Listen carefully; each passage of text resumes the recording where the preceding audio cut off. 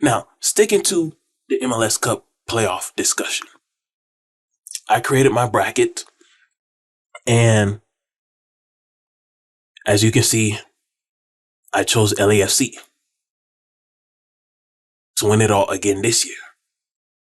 But before I go deep into LAFC, I'm gonna break down round by round, starting in the East.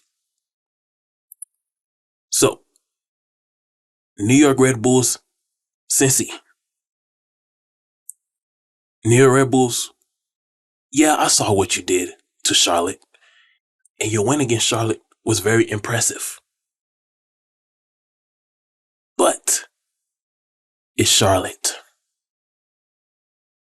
Anybody can beat Charlotte in a wild card. And to be honest with you,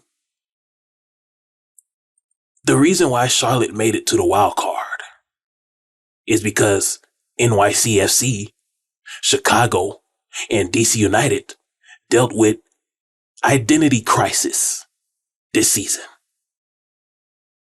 Maybe this offseason, those three teams will figure it out and, gain a sense of purpose in their personal lives. Now,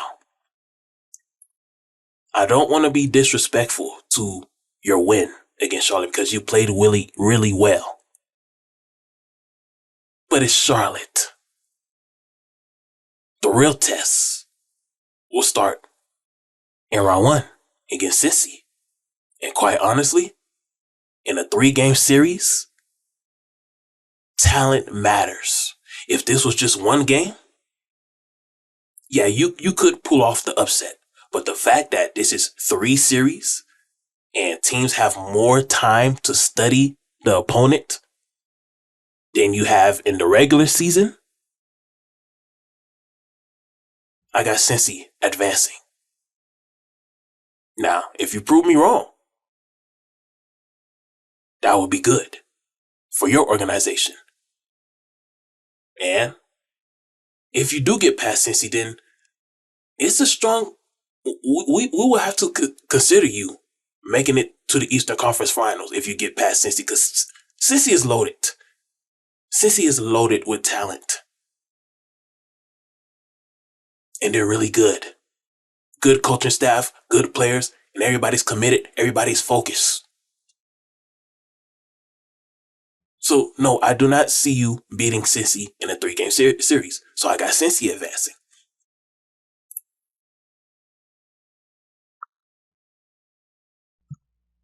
Next, Philadelphia, New England. If this was a single elimination tournament, I would pick Philadelphia Union. But because this is a 3-game series, there's a chance. New England Revolution. New England Revolution. My question to you is, are you ready to be taken serious in the 2020s? As long as you have been around, it's a shame that other clubs in the East have surpassed you in terms of popularity and success. It's a shame that Atlanta United and New York City Football Club have won an MLS Cup before you. And it will be another damn shame if Cincinnati ends up winning an MLS Cup title before you. New England Revolution, you have no stars. You've been around for over 20 years and you have no stars.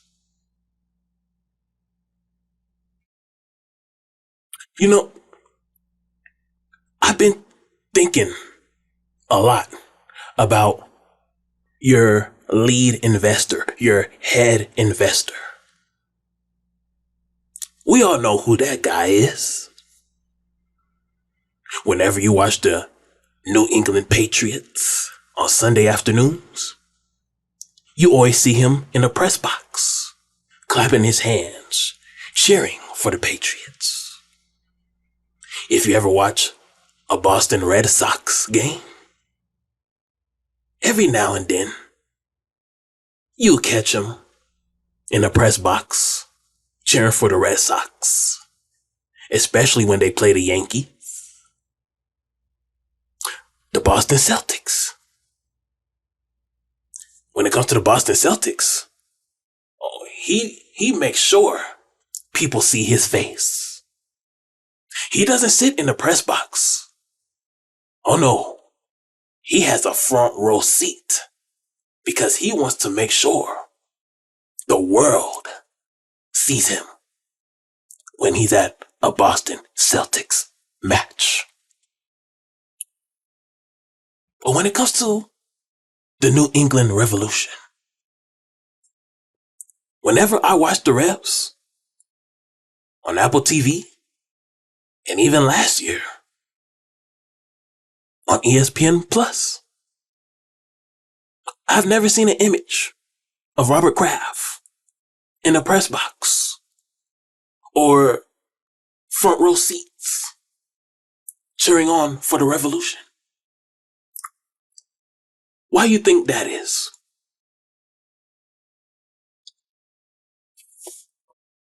Maybe it's because the Revs haven't met expectation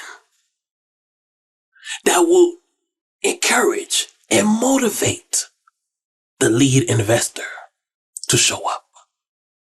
You see, the lead investor loves to support champions. Sports fans in New England support champions. They don't support runner-ups. Patriots are known as champions. Celtics are known as champions. Red Sox are known to be champions.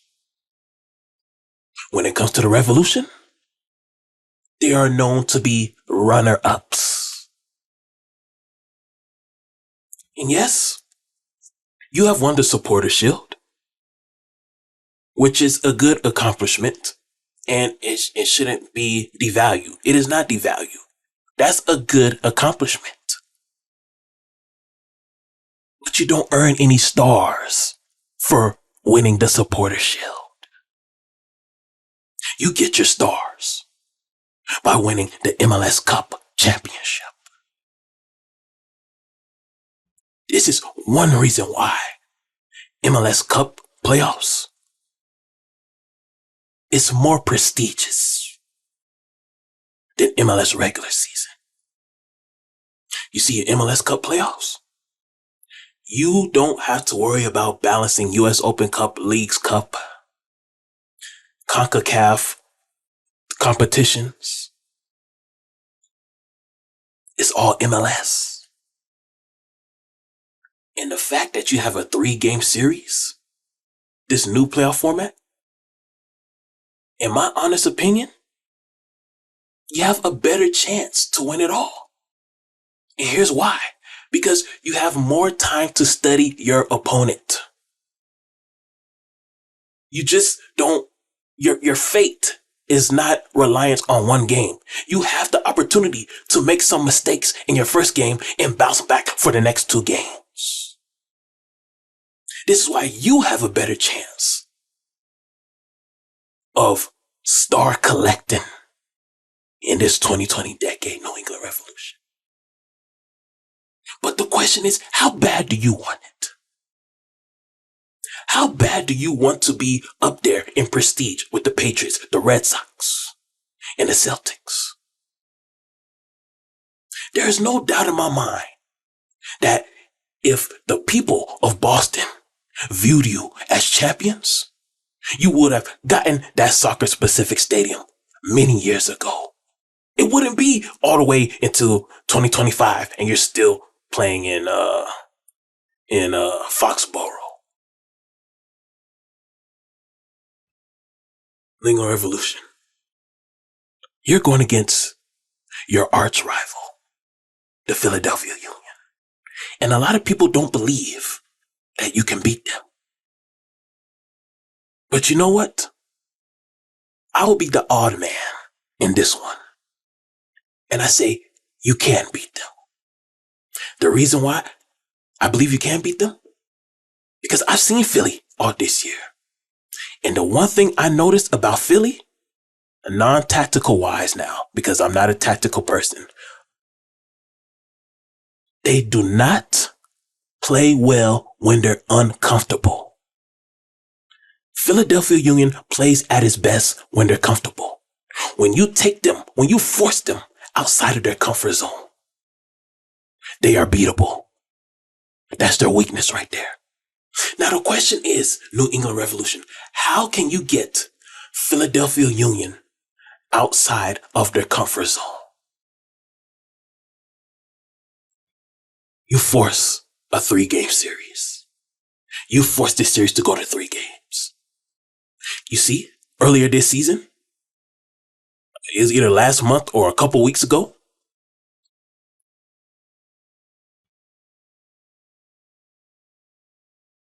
their goalkeeper, he was complaining about players having to play too many games. And I believe any player that complains about playing too many games is a sign of weakness right there. Look at NBA, for example. Guys taking too many games off because they're saying they're playing too many games. And as a result of that, load management became popular and it weakened the game. You had less strong players lasting throughout the whole season because their mindset wasn't right. Their mindset was we have to play too many games instead of having a mindset of I'm playing these many games to these many games that I'm playing will provide an opportunity for me to win championships. That comment made by Philadelphia Union's goalkeeper is a reflection of the whole team. If he came public if he was bold enough to become public with that statement, you best believe that those players are having that same conversations privately more often than ever. So Philadelphia Union, their mind is already not right. They're not entering this playoffs with the right mindset. And what they're going to try to do, they're going to try to sweep you because they don't want to play too many games. They want to play the least amount of playoff games that they can during this playoffs. So what they're going to do, New England Revolution, they're going to try to sweep you in 2 games. Your job, New England Revolution, is to take this series to 3 games and beat them. You take this series to 3, I guarantee you'll win. Because you're going to put the Union in an uncomfortable situation. You're going to put them in a situation that they don't want to be in, and that's playing too many games.